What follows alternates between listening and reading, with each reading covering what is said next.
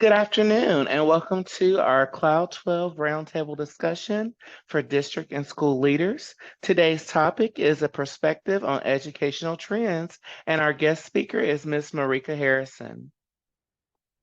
A little bit about myself. I am currently the Customer Engagement Manager here at Cloud-12. Prior to joining, I have over 16 years in education before officially joining the Cloud-12 team. I've had the privilege of serving as a teacher, department chair, building administrator, district administrator, as well as numerous state Department of Education committees. I have 3 years as a Cloud-12 customer. I've expanded from an initial deployment to a district-wide implementation. On this call as well, I have my wonderful Cloud-12 customer success team, Kelly Martinez, Director of Customer Success, Caitlin Day, Customer Success Manager, myself, and Jamie Ulmer, Customer Success Operations and Support Specialist. All right, at this time, if you will take just a moment to type your first and last name, your role in the district or school name, city name or location, and optional, what do you hope to gain from today's session? And I'll give you just a second to do that, and then we will move right along.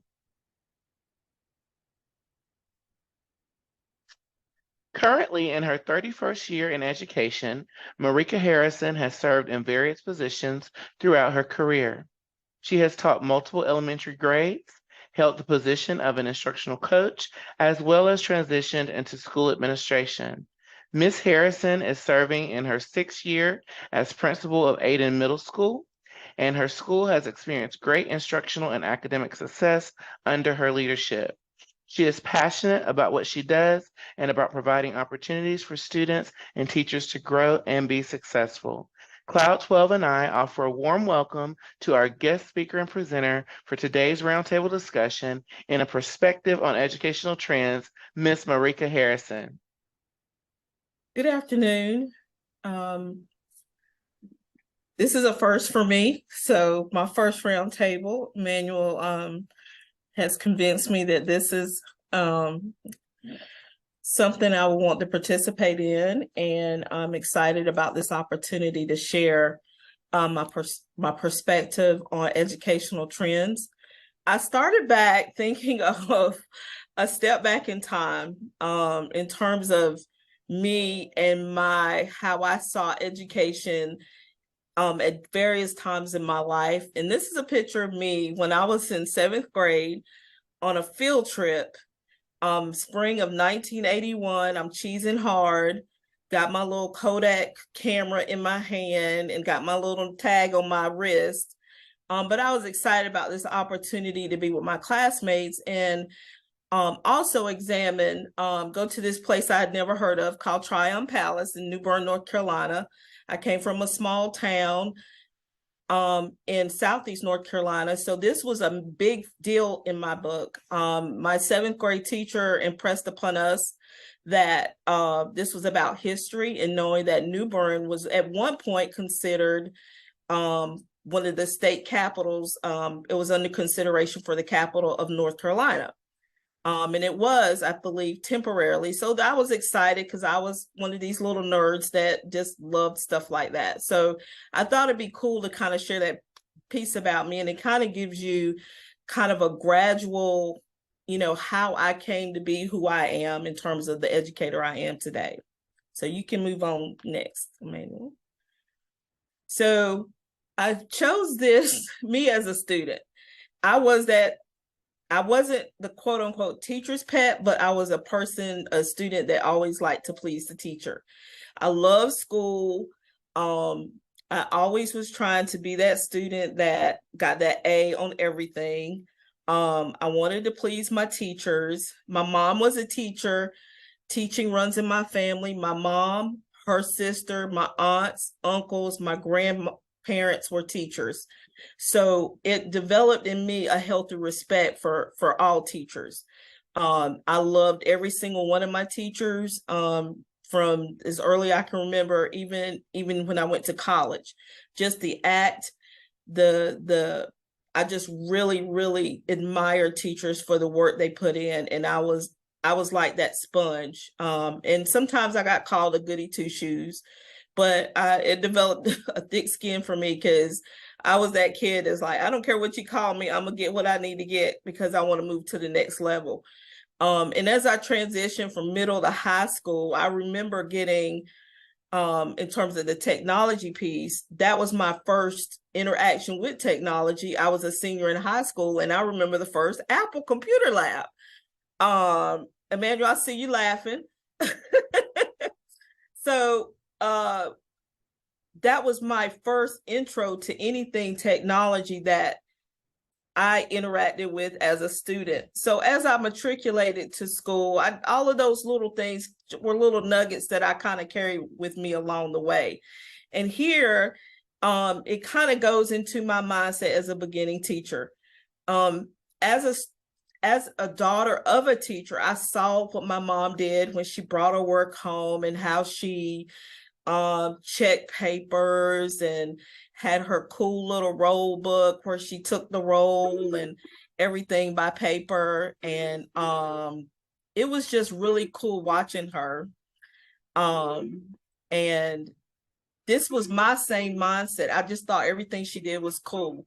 So when I went into that first year of teaching, my mindset was, I'm going to conquer the world. I'm going to do what I saw my mom do. I'm going to do what those teachers that I watched as I grew up and went through school. And I also thought, I'm going to teach my students like I was taught. Okay. And students are going to listen to everything I say because what I say is it, because that's how I saw my teachers, because I did everything they asked me to. But then I had a kind of hold up a moment when I walked into my first classroom and they said, I asked for spelling books because guess what? That's what I was used to, spelling books. And my mentor said, no, we don't do spelling books anymore. I was like, what? So it really it didn't go the way I wanted it to go. I just had this fixed mindset of how teaching was supposed to be in some crazy term called whole language that my college didn't prepare me for. But what it did do for me is that's where I began to form, okay, I have to adapt. I have to be flexible. And I leaned on my coaching from my mentor to kind of develop those practices that would be consistent with what the expectation was for my district at that time. So that was my mindset. You know, my mind was a little blown. I was like, oh, this is not turning out the way I kind of thought it was going to be. But at the same time, it helped me to develop adaptability and flexibility because I had to do those things that were consistent with the district. So we can move to the next slide, Emmanuel. So after a few years of figuring this, that's me. I'm thinking, I got this. I got it going on. I know what I'm supposed to be doing.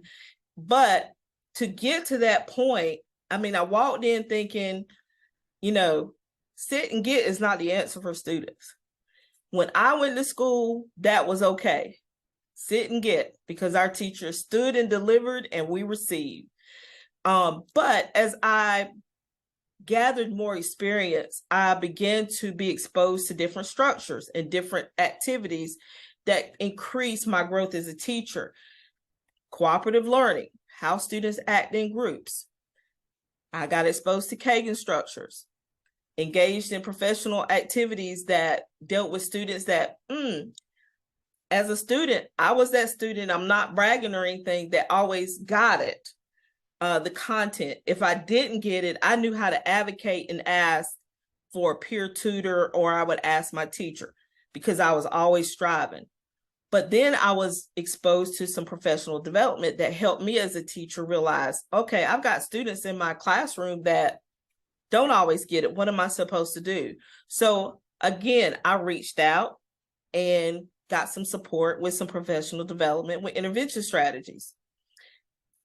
During my growth as a seasoned teacher, I piloted co-teaching in my building, which helped my EC students not get pulled out. I worked very collaboratively with an EC teacher and we co-taught. And we saw we saw really phenomenal growth in those students because they were getting exposed to core content at the same time getting support from their EC teacher. I also piloted a script and math program, SACS and Math.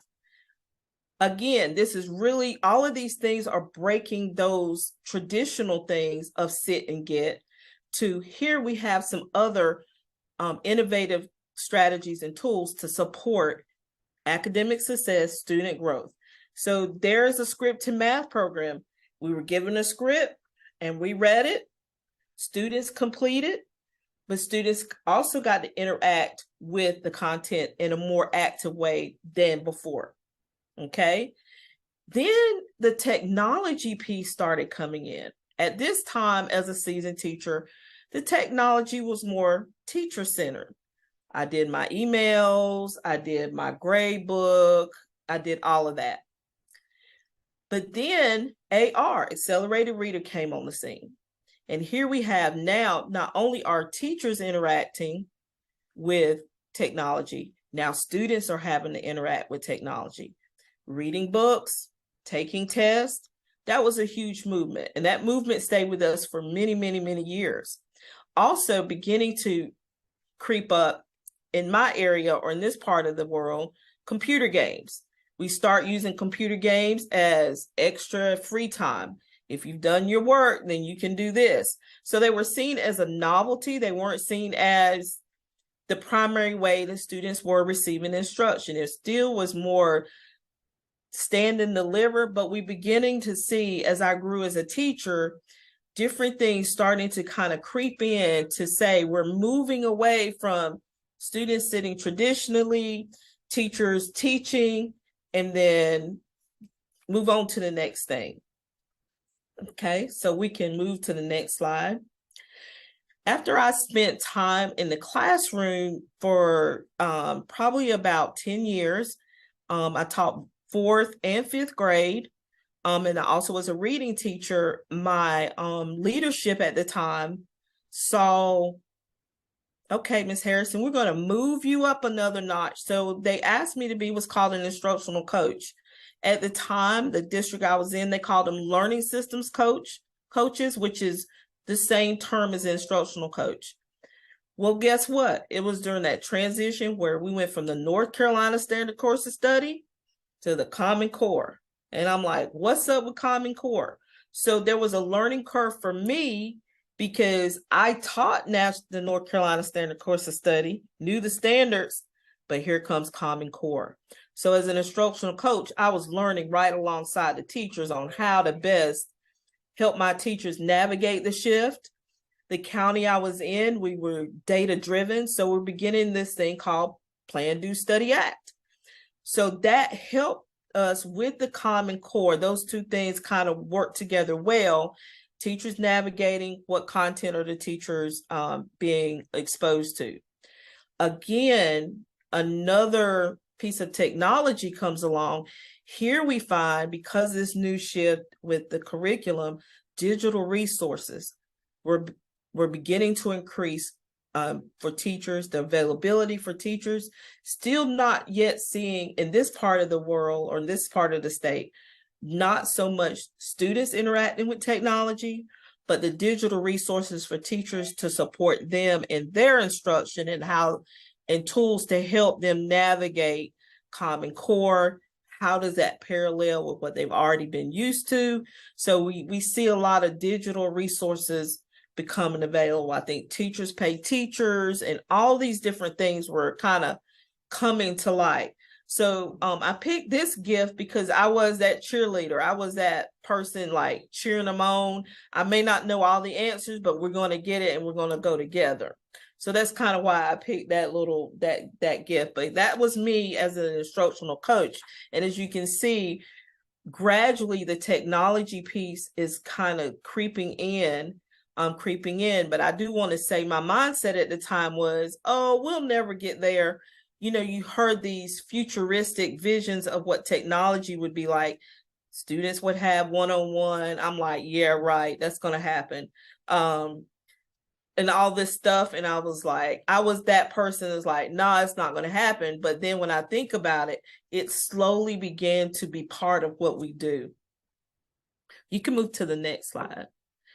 So after my stint as as a instructional coach, I was at for 2 years. And I did all of this in the same building.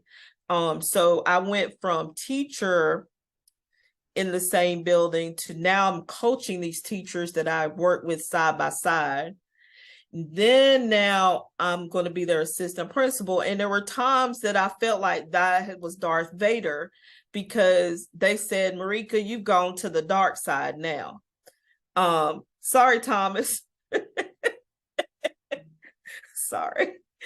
But in my role as assistant principal, I had to figure out, okay, I was doing instructional things with my teachers, and now all I feel like I'm doing is buses, books, and boys. If anybody's on the Zoom, that, you know, when you went to the dark side in the administration, they said, that's all you're going to do is buses, books, and boys. And at times it became overwhelming because my heart was still wanting to support teachers instructionally, but I had to deal with the discipline. I had to deal with counting books, textbooks, and dealing with buses. Also added on my plate was testing. Good old bubble sheets. That was the kind of technology we used at that time. And I was responsible for making sure the kids bubble correctly, and that machine, if anybody can identify that Scantron, I believe is what it's called, was in my office, and it was working overtime. But I had to overcome, as I went through this same building, being a teacher, instructional coach. Now I'm the ones that I stood in the trenches with, I had to overcome some staff perceptions of what, oh, you don't have to do this anymore. You're in the office now. But through that, it made me work even harder to overcome what they really felt that my job was, because I still wanted to maintain that advocacy for them in terms of what they were dealing with. And here technology began. Another thing is the emails. That was a big thing, increased digital resources for teachers. But still at this time, when I began my admin part of my journey, it wasn't so much students. There was still a lot of just accelerating reading was the big deal. We also incorporated accelerated math. So it was more of practice, drill and practice kind of things that students were being exposed to. So it really wasn't where we are at this point. But it's just been really cool to see the evolution of how technology has kind of shifted from teacher control to now we're dispensing it to students. So you can move to the next one. So as a principal, I became a middle school principal in March. I kind of came at the tail end of a year.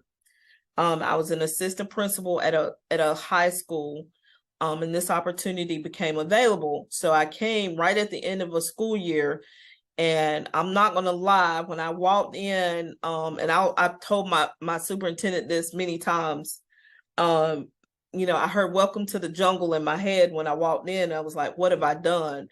I truly feel I have crossed over to the dark side because there was a lot going on. I came to a school that the discipline rate was really high. There was a lot of, the teacher morale was pretty low. There were some pending vacancies. There were teachers in the building. I think the day I came in, March 5th, a teacher left the next day. So there were several issues and critical situations that had to be addressed. The school that I'm currently principal, at that time, they were low performing school status, and there are lots of challenges with that designation, and there's certain expectations that have to be met for the state. So that's kind of what I walked into, the technology, where the teachers had old laptops. And at this time, by the time I've gotten into this position, there was an increased expectation for students to be on technology. but the school at the time didn't have enough. I believe there was one Chromebook cart per grade level. So that's 30 Chromebooks for 100 kids. So the teachers were struggling with scheduling. How do these kids get here and all that kind of stuff? So there's a lot going on when I arrived. So I took those March to the end of that year to just do a lot of observation, making notes. I didn't want to come in and just do a fell swoop of everything. But toward the end of that year, Dr. Linker asked me, Ms. Harrison, would you consider piloting classroom cameras? I said, what? Classroom cameras? But I was at the point, I said, you know what? I'll try it. I'll do it. So as we began the 18-19 school year, some of those issues that I talked about that were challenges when I walked in, these are some of the things I had to do. I had to reevaluate what their perceptions of things were here. Part of that, I did one-on-one conversations with every staff member to see what challenges they felt was holding Ayden Middle back and what would they like to see. And that was very, very powerful. It took a long time, but I wanted to make sure I was intentional and purposeful about gathering their perceptions and what they thought. Part of that new school year, I was able to update their new technology for them. We got smart TVs in, we've got smart panels in, and we devised a plan. I was real intentional about and purposeful with pushing out, making sure we had enough Chromebooks for every student. And that spring is when we began our pilot with Kloud-12. And it had an immediate impact. Immediate, because I think it reduced our discipline referrals by 50%. 50%. The teacher buy-in was huge. And how I sold the idea to my teachers, I didn't really sell it. It kind of sold itself. Because at first I was going to start with just a handful of teachers, like my school leadership team. That's who I said, because they have the influence. And I met with them, and because I really didn't know, I'm a new kid on the block. I didn't know if this was going to send people over the edge or what. So I really thought and tried to be intentional about how to have this conversation. And I remember clearly having a conversation with the leadership team and telling them, this is something I want to do and try, and we can pilot it. And one teacher who was seen, he was a great teacher, but he can be that negative Nilly sometimes about things. What, we had a nickname for him, and he loved it, Eeyore. Just had that Eeyore mentality. And he was the one that spoke up and said, Ms. Harrison, if we can get cameras, his mindset, well, if we get the cameras in just a few rooms, the students will begin to know where the cameras are and where they aren't. And so that piece of accountability, the discipline and management, what good is that going to do us as a whole school? I said, you got a good point. I'll go back to Dr. Linker and see if we can get cameras for all the classrooms. And Dr. Linker agreed. And Maria, who is still with Kloud-12, I believe, she actually came and talked with them, gave us some great data on the impact it would have. And initially, that was one of the keys that I wanted to make an impact, was discipline. Because I felt that's the way the teachers felt like they weren't being supported from a discipline standpoint. So I wanted to make sure that whatever tools we were using, that it would help impact that discipline first, because you got to get your building under control. And that had an immediate impact. It was just, I couldn't believe the impact it had in students being more mindful of how they manage themselves and behavior. That same year, at the end of the year, once we got our EOG data, we came out of low performance status in that first full year. So we were rocking and rolling. And I think for some of that negativity that was still, there were remnants of it in the building with various staff members. it still provided, okay, some of these tools have impacted us and some of these strategies have worked. So we're sailing along 2018, 2019. We have a good year. We didn't make growth, but we came out of low performance status and we went from being a D school to a C school. That was huge. So we went to work in 1920. We were sailing, putting those pieces. And part of after we got the discipline, one of the things I wanted to address is teacher reflection. Now that we've got the discipline kind of manageable, now teachers can actively reflect. And that was the other piece to the Kloud-12, that teachers began to use it to reflect on their instruction. We just had open forums in staff meetings. I wanted them to feel comfortable because they weren't so comfortable with watching themselves. But once they got the discipline, they could actually tend to focus on, what are my practices? What can I do to strengthen my practices? What's my positive, what's my encouragement ratio? Am I encouraging students while I'm in the middle of me teaching? So those are some kinds of things that we recognize. And that part was a huge aha for my staff. But then here comes March 2020, the pandemic hits. So teachers had to quickly adjust to different learning platforms. Canvas was a huge part of it. But the thing that I noted with my teachers, because some of the other schools that didn't have Kloud-12, they had to purchase cameras for those classrooms and use them. My teachers were old hats at it. They didn't really have to do that. They weren't cringing at the point of being on camera because they were on camera all the time. I failed to mention one of the other key selling points is that Kloud-12 was teacher managed. They can manage their own recordings, set it up, and they were good to go. But my teachers didn't have that swift learning curve with the video and the recording part. So Kloud-12 was very instrumental with that. The pandemic wasn't all bad, because that also continued with the technology kind of undercurrent. We were able to get one-to-one devices for students. So you can see my perspective, since I was that, some of the slides I've shared with you, it's a lot. For most of my career, it's been teacher centered, but now we're in the age of where one-to-one is the dominant expectation for how we do things. And then 21, 22, here are some lessons from the pandemic. They weren't all bad. There's an increased awareness of mental health for staff and students. Teacher value and the importance of teachers are important. And that kind of goes back to that little girl in the first slide. I thought my teachers were important.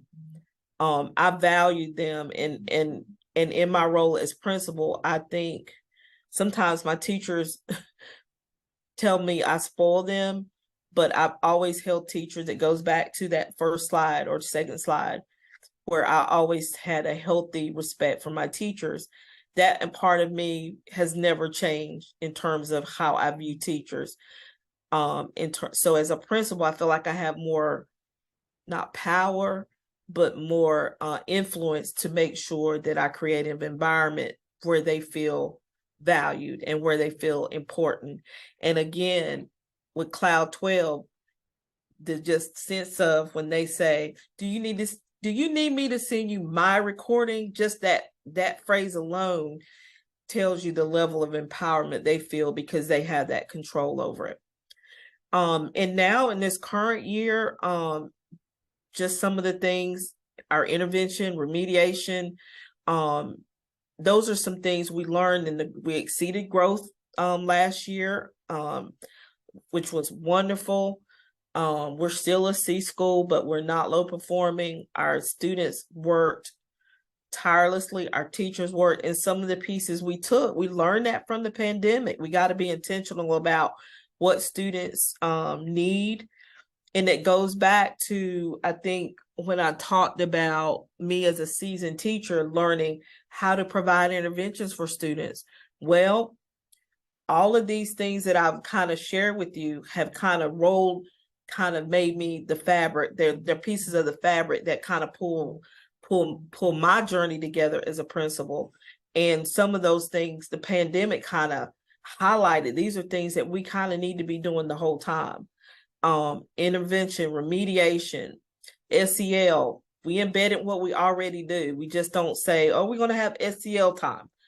That mental health of our students, we kind of embedded through lessons and embedded through what we already do with our content. Our BTs this year and our lateral entries, I have 2 or 3 lateral entry teachers that sometimes have struggled with classroom management. They have struggled with instructional presentation. And so part of their goals, they have to do snapshot clips of themselves, share with the instructional coach. There's a reflection guide that they have to do to kind of measure, try to do that reflective feedback on themselves, as well as have someone to kind of walk it out and talk it out. What could I have done better? I've even come along where the teachers are doing their own little focus groups. I ran into a grade level because we have a grade level. There's a team member that's struggling, and the teacher's not even the grade chair. And she told me, I told them to send me a video. Let's sit in my classroom one day after school and let's watch it because I want to help you. So I thought it was powerful because they know they have that at their fingertips to use it to make them better and increase their effectiveness. Technology is no longer isolated to students. That's kind of teachers. That's where we are now. Students interaction, it's a common practice thing.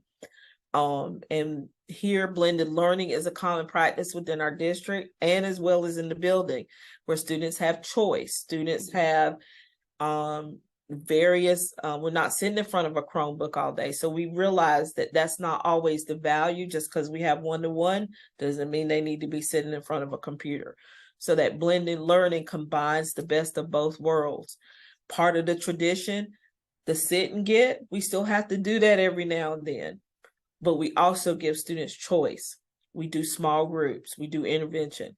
So we try to make sure that we have multiple paths for students to be successful.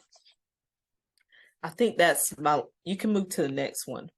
And what I've learned just in the journey that I've kind of shared with you from being that student to now being a principal, these are some of the skills that I have been able to learn and use: flexibility and adaptability, patience. I've developed that even more so in the last couple of years, just being more patient with students as well as staff who are struggling with different things. Transparency.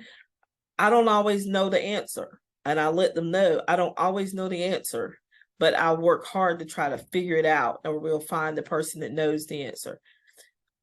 Humility. I've learned that I feel like I'm more of a servant to my teachers, not necessarily their boss or their supervisor, because sometimes you find yourself, because people are going through so many different things, you find yourselves just closing the door and just letting them have a moment. Or if I feel like the world is falling around me, their teachers or staff, I can go in, I just need a moment. I need to kind of let my hair down. Growth mindset. We've embraced that here at Ayden Middle, but I've learned it myself. I preach it. I had a teacher kind of snap me back into place last year about something, and in a leadership team meeting, he said, "Ms. Harrison, you're not flexing that growth mindset." I said, "You got me." So just to know that we build that trust with each other, and that's kind of what I've learned: extending grace. Sometimes we got to extend grace to our staff. We got to extend grace to our student. Had a student yesterday, I was ready to throw the book at him. But that student came back today just refreshed. And what I was going to give him as a consequence, I took it back. I think it's okay to do that as a principal if a student recognizes. We don't always have to be so hard. We can we can extend grace. Technology is not all bad.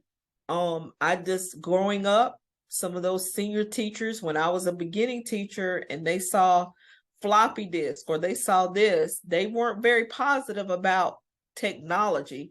but it's not all bad. The cameras have, Kloud-12 is just a piece of that technology, but having the one-to-one devices is not all bad.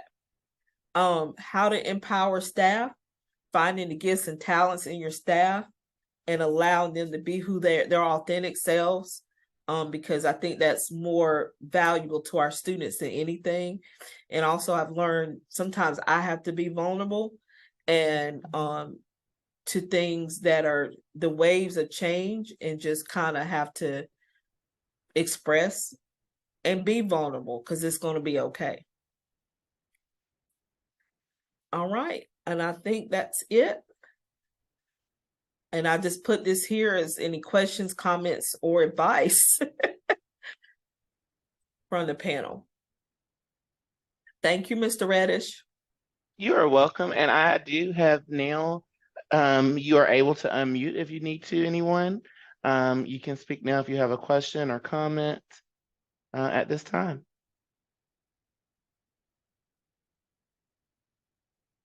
And I'll wait just a second for that.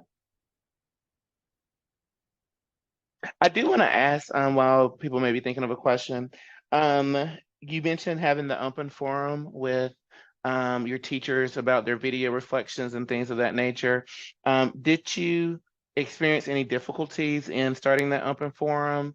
And if so, how did you deal with that? And if not, what procedures did you put in place to not have any difficulties with that open forum, that open sharing of their video reflections and things with Kloud-12? Okay. I think because we were all learning together that it didn't seem so I'm spotlighting this, that, and the other. And the one person that I remember, I asked her, could I share her reflection before I did it in an open meeting. And then once, and everybody knows she's kind of the shy person of the group. So everybody realized if this teacher can share, then we all can share. And that's kind of how I did that. I didn't put a lot of parameters around it because I wanted them to feel comfortable. And sometimes if you say XYZ, it has to be this, then I think you're going to get a little bit more pushback. But they were very receptive to it. And then they didn't want me to share like openly, but I was able to read because we shared it in a Google Drive. It was the watch yourself reflection sheet. But I did want to mention it openly, just so, because sometimes when one person steps up and doesn't mind sharing, they feel like they don't feel as much pressure. So that's kind of how I did that. That's awesome. Thank you so much. All right. Well, we thank you so much for attending. If you have any follow-up questions or you want to set up a meeting for your district or school leadership team, you can contact me at Emmanuel@kloud-12.com, and I'll make sure to get that to the proper person. You can also set up a meeting with me very easily at calendly.com/Emmanuel Reddish. And I just want to thank you all again for attending. And I want to give a special thank you to Ms. Marieka Harrison, principal of Ayden Middle School, for your wonderful presentation and perspective and everything. Thank you so much. Thank you, Emmanuel. Thank you.